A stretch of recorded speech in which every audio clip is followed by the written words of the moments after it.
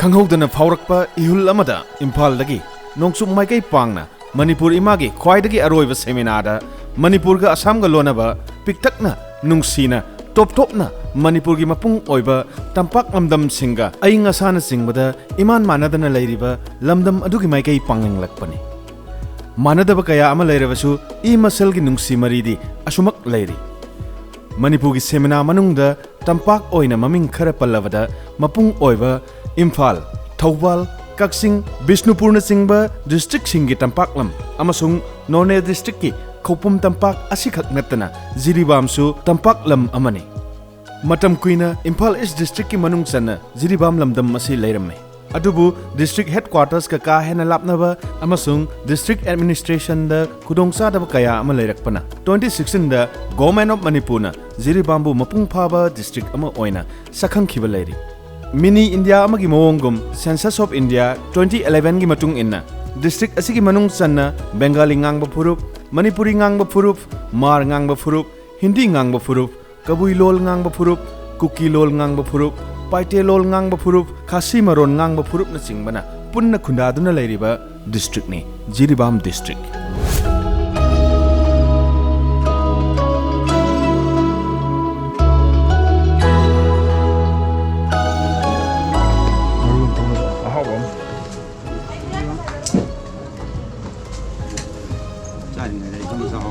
Ayuk ki pung tara makhairom da ki tholakpa khongchat aduna nambol kethel yoksin lakpani.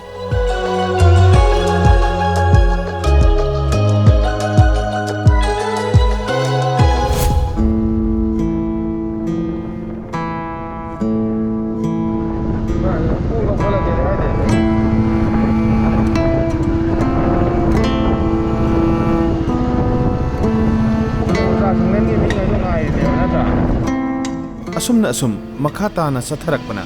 Bisnupur Yorakpada Tongzai Maril Haina Kangnaba Bisnupur dagi Kopum Pauduna Rangpang Tarakpa Lambida Leptana Thousand Laktuna Lakpani Ikui Kuidringaida Manipur Miam gi Thamoi Shokhan Kiba Pauda Yaripoki School Amagi Chatra Singaloinana Oza Singapurna Kopumda Lam Koiba Chatpada Laibak Thiba Thodok ama Thokkiba Mafam Dumak Yosin Lae Laibak Thiba Thodok adugi bus adumak Haujik Shu Lambi Nakalda Lady Mafam adudagi irap laptana Laimatak Turel Sulaire. Laimatak Turel ne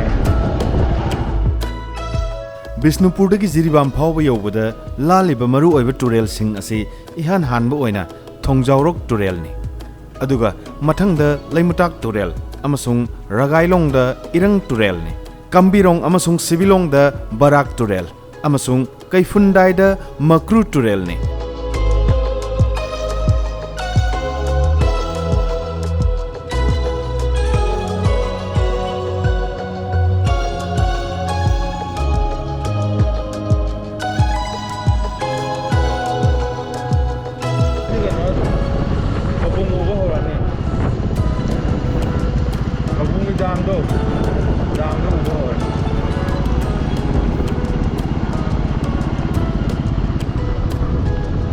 Alle na dam da.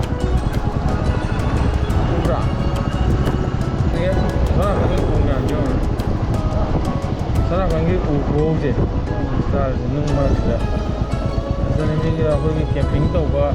yam kai kai ne. Living ke no kai da.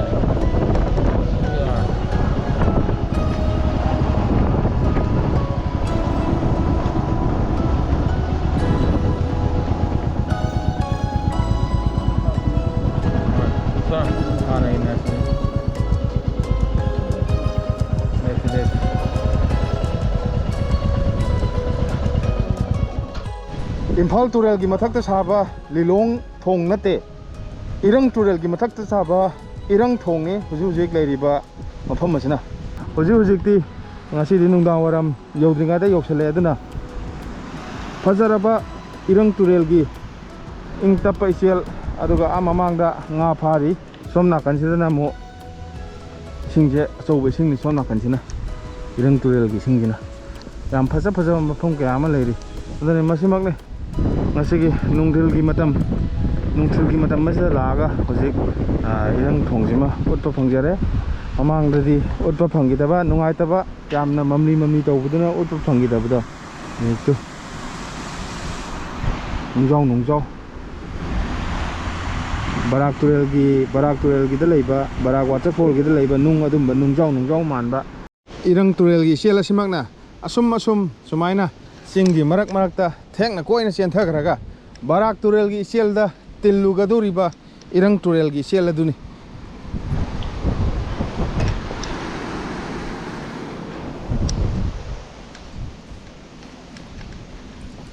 ꯍꯤ ꯂꯩ ꯁꯤꯗ आधा ही लेरी असुमना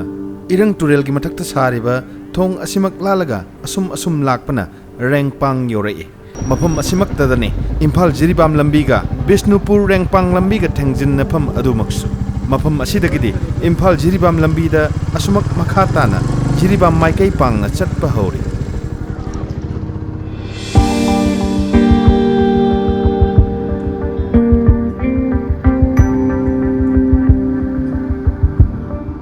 बिष्णुपुर रेंगपांग फाव लापगी लंबीद लालिब तुरेलना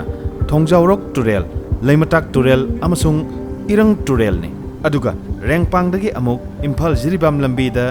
जिरीबाम माइकई तमना लाकपदा अहानब ओइना कम्बिरोंग अमसुंग सिबिलोंग यौरकपदा Barack तुरेल की इसेल मथक्ता साब थोंग अदुमक लाले 45 जिरीबाम 76 वाद्रे तनात्रा 76 नेगा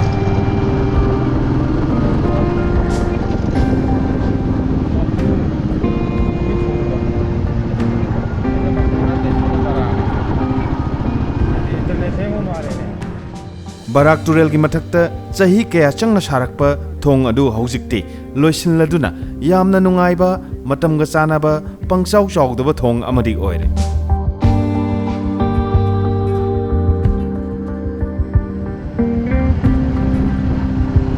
सना खंगि सलमना हाथो दरगा अदु लंबी ओन वनरे हाथो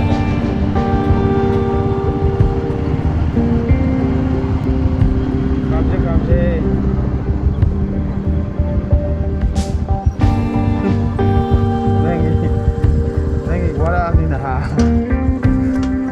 yang tutu wagal lina yang tutu wagal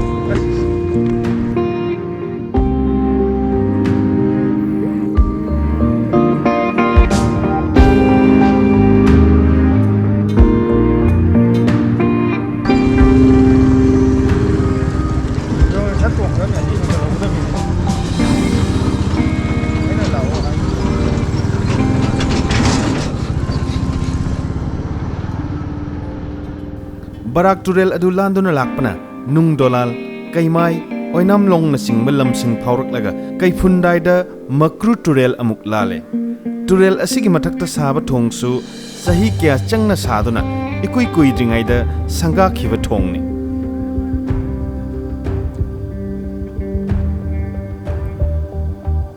मफम असिदगिदि Jiribam असे पंगलाप लापट्रे हाइबा यारे इम्फाल की कंगला नोंगचुप थोंगदगी जिरीबाम की लमयानबा हिजम इराबोट की मिटम लैरिबा अदु फावबगी अरापा से गूगल मैप की मतुंग इन्ना किलोमीटर सनीगा 13 ने यामना याइफरब नुमित असेगी अयुक की पुंग 10 मखाइदगी लाखिबा खोंगचत असे जिरीबाम कैथल यौबदा नुमिदांग वाइरम पुंग 5 मखाइ मुक्तारे मखाताबा वीडियोदा खोंगचत असेगी मखाताबा असम के कसार डिस्ट्रिक्ट चंगदुना लखीपुर बिनाकांदी पलरबोन सिंगबा लम सिंगी वारी पुदुन लाक्सगे सोइदना मित्यंग ताबियो खोंगचत असिगी अहानबा सरुक ओइरिबा वीडियो असि लोयो फाव मित्यंग ताबिरिबा मियामबो थागुच्चरी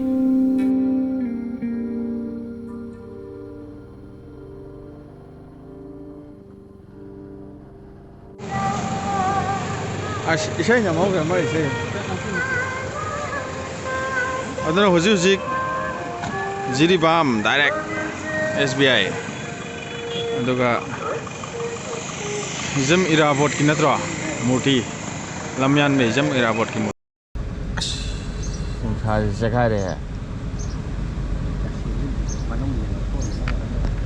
ट्रेन आता पर ट्रेन इदा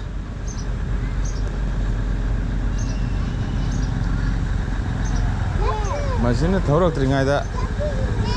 ꯀꯌꯥꯝ ꯀꯨꯏꯅ ꯉꯥꯏꯔ ꯂꯩ ꯒꯥꯔꯤ ꯊꯥꯔꯁꯦ ꯂꯦꯞꯈ꯭ꯔꯦꯅꯦ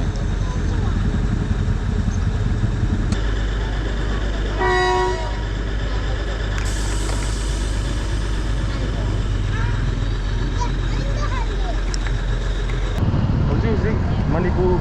ꯂꯣꯏꯔꯕ ꯃꯇꯨꯡꯗ ꯃꯅꯤꯄꯨꯔꯒꯤ ꯌꯨꯝꯊꯪꯅꯔꯤꯕ ꯏꯟꯗꯤꯌꯥꯒꯤ ꯅꯣꯔꯠ ꯏꯁ ꯁ꯭ꯇꯦꯠꯁꯤꯡꯒꯤ ꯃꯅꯨꯡꯗ ꯃꯅꯤꯄꯨꯔꯒ ꯌꯨꯝꯊꯪꯅꯔꯤꯕ ꯁ꯭ꯇꯦꯠ ꯑꯃ ꯑꯣꯏꯔꯤꯕ ꯑꯁꯥꯝꯒꯤ ꯂꯝꯗꯝꯗ ꯆꯪꯕ ꯍꯧꯔꯦ ꯑꯗꯨꯒ ꯆꯠꯆꯒꯗꯧꯔꯤꯕ ꯃꯐꯝ ꯃꯌꯥꯝ ꯑꯗꯨꯅ